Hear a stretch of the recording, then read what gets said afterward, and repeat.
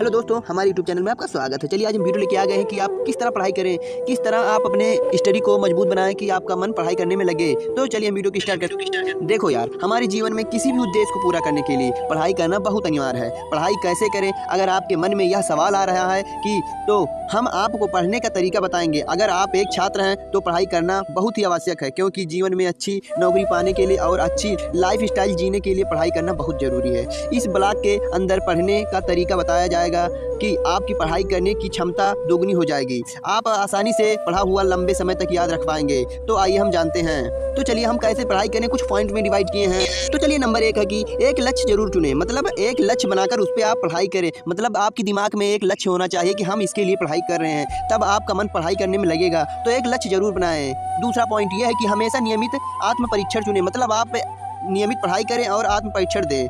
तीसरा पॉइंट यह है कि परीक्षा के पहले पढ़ाई पर निर्भर ना रहें। मतलब अगर परीक्षा हो रही है तो पढ़ाई पर निर्भर ना रहें। और चौथा पॉइंट यह है कि हमेशा मन को शांत रखें। मतलब आप शांत मन से पढ़ाई करोगे तो आपकी ज़्यादा समझ में आएगा और ज़्यादा दिन तक बातों को याद रख पाओगे, अगर शांत मन से पढ़ोगे तो।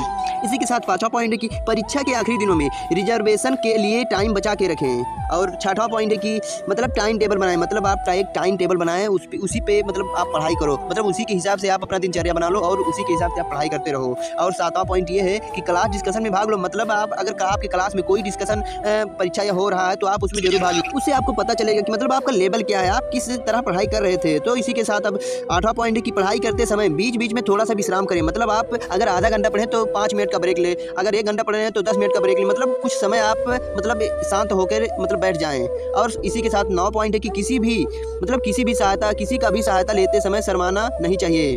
और 10वां पॉइंट है कि पढ़ाई करने से पहले उसका टाइम टेबल बनाएं। और 11वां पॉइंट है कि पढ़ाई को बोझ ना बनाएं। मतलब आप धीरे धीरे पढ़ डालिए, उसी को एक आप समय निकाल के धीरे धीरे पढ़ लीजिए, क्योंकि अगर इकट्ठा बचा रहेगा तो एक बोझ की तरह दिखेगा।